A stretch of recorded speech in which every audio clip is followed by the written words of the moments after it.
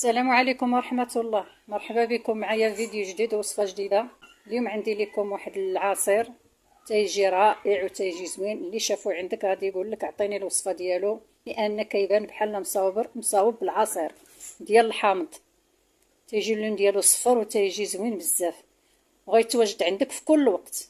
بالنسبة لوقيته الصيف اللي ما تيكونش فيها الليمون متواجد بزاف وما فيهش الماء بزاف، تقريبا كيكون غير في المتاجر الكبرى. علاش ما نوجدوش هاد التركيبه هادي وتبقى عندك في القراعي في الثلاجه، ما كتخسر، ما كيطرى ليها حتى شي حاجه. ايوا اجيو معايا باش تشوفوا هاد التركيبه كيفاش دايره. دابا يلا اجيو معايا باش غادي نشوفوا هاد العصير. ديك التركيبه د العصير مناش وجدتها. عندي هنايا قشور الليمون، كنجيبو الليمون كنعصروه، ولكن يكون داك الليمون اللي يكون الجلفه ديالو تكون رقيقه باش ما يكونش فيه ديك القشره البيضاء من الداخل، راه هي اللي كتمررو. كنشدو الليمون، انا هذا راه عندي مقنجلي ما كنرميهش، كاع اللي زوينين رقاق تنجمعهم صافي. كنشدوهم تيتغسلوا خلاص مزيان. كتعصري الليمون ديالك والقشور كتجمعيهم، كنديرهم في كونجيلاتور. دابا غادي نديرهم في الكوكوط وغادي نغطيهم بالماء مزيان، وغادي نخليهم يطيبوا من ساعه الا ربع حتى ساعه، وغير ساعه الا ربع راه كافياهم.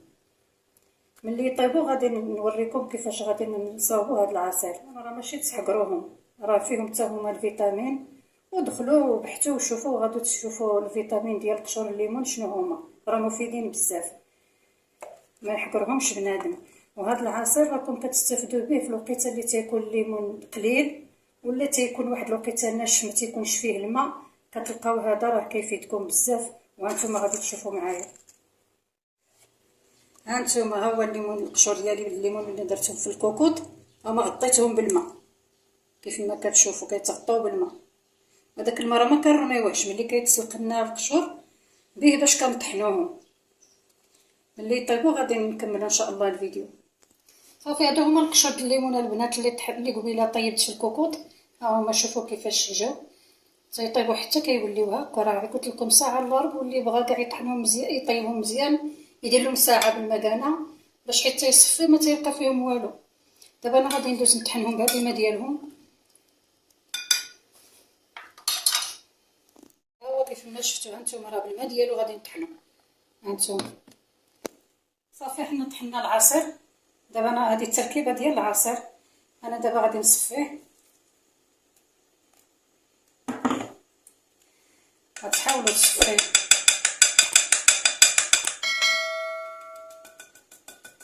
باش الا كان باقي فيه شي تخت ديال داك القشور ديال الليمون كيبقى في الصفايه، ولكن الا كان طاب مزيان نيت ساعه كامله راه ما تلقاي فيه حتى شي حاجه. انا راه ما كملت ليه شي ساعه.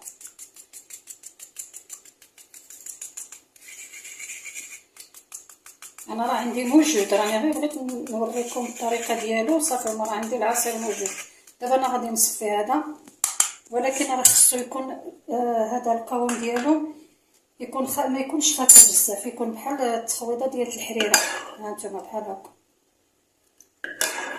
هذا هو القوام ديالو باش ما يجيكمش مر. انا غادي نجبد هذاك اللي راه عندي بارد وغادي نوريكم. نكمل نصفي هذا حتى هو باش نكمل معكم الفيديو. هانتوما هذا هو اللي كان عندي موجود. راه كديروا غير كميه قليله كتعطيكم شحال نتوما تشربوا في العصير. هانتوما هاكي كيكون القوام ديالو، هذا ما يكونش خطر بزاف.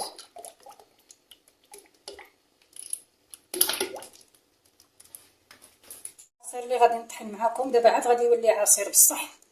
غادي ندير معاه 1 لتر، غادي ندير معاه تفاح طايب، والليتر الاخر غادي ندير معاه خيزو طايب. دابا بالنسبه لليتر الاول غادي نعبر، هذا راه كيسان العنبه راه قد غادي نعبر كاس من ديك التركيبه اللي وجدت. عندنا كاس فيطرو ديال الماء معاه كاس ديال سنيده،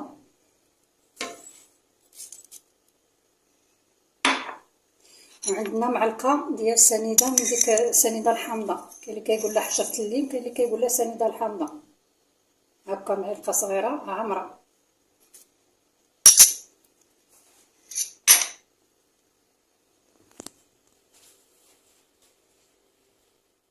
هنا عندي لتر ديال الماء اللي غادي قلت لك نطحن بهم هاد الفواكه. ما غاديش نديرو كله، غندير غير كاس تقريبا من هاد لتر باش نطحن ديك السنيده والتركيبه اللي درت. ندير معاهم التفاح،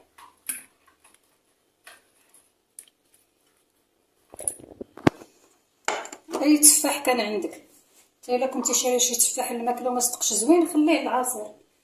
صافي دابا غادي ندوز نطحن هادشي اللي وريتكم ونرجعوا نشوفوا العصير نكملو. صافي انا هنا كما شفتي خلطت كلشي، طحنت داك السنيده مع ديك المعلقه ديال السنيده الحامضه ومع التفاح وكاس ديال الماء. دابا غادي نكمل القرعه ديال ليطو نزيدها على هادشي. هذه هي الكميه اللي تتخصنا ديال الماء.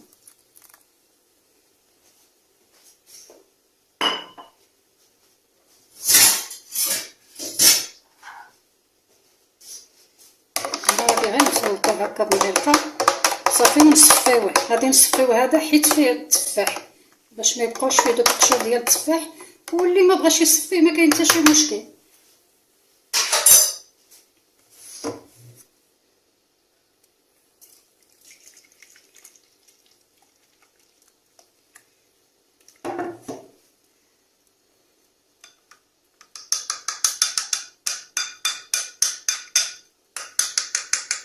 صافي انا غادي نصفي هاد الكميه هادي باش نرجعو نشوفو كيفاش جا. دابا العصير ديال الخيزو كما الطريقه الاولى، كاس ديال التركيبه الليمون وكاس السنيده. عاودت معكم غير باش ما تزيدو تفهموا مزيان. وهنا عندي معلقه عامره ديال سنيده صغيره، كنضيف عليه خيزو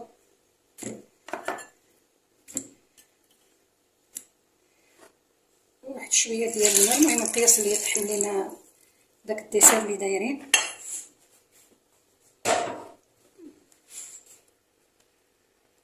غندوز دابا نطحن هادشي. انا طحنت داك العصير ديال الخيزو، ولكن ملي بديت نطحنو لقيتو اختار زدتو الماء. ماشي مشكل، هو كيتطحن وانت تزيدي الماء المهم حتى تلقاي القوام ديالو عاد كملي. انا دابا عاد زدت ديك الكميه اللي بقات.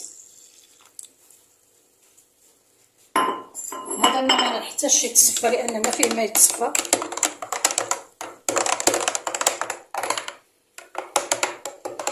المهم الحلاوه اللي كنذاق هذا المقدار ديال السنيده اللي درنا حنايا ونلقاه مسوس يزيد شويه د السنيده. كل كيبغي الحلاوه على القياس ديالو.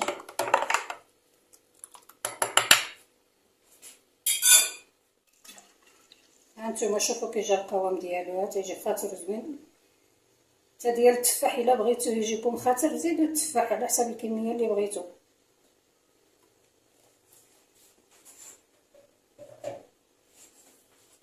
صافي حتى هذا غادي نديرو له نفس العبار اللي درنا مع الخيزو مع التفاح. هذا غادي نطحنو بلافوكا باش تشوفوا حتى هو كيفاش غادي يجي. هاد العصير اي حاجه ديال الفواكه درتيها معاه راه كتجي زوينه. دابا انا غادي نطحنو ونرجع نوريكم كيفاش جا.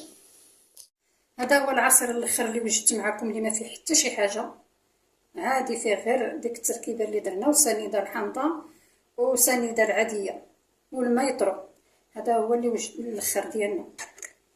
هانتوما شوفوا كيفاش كيجي، راه بحال تقولي عصير الحامض ماشي ديال القشور اللي مرا ما فيه لا ملون لا حتى شي حاجه.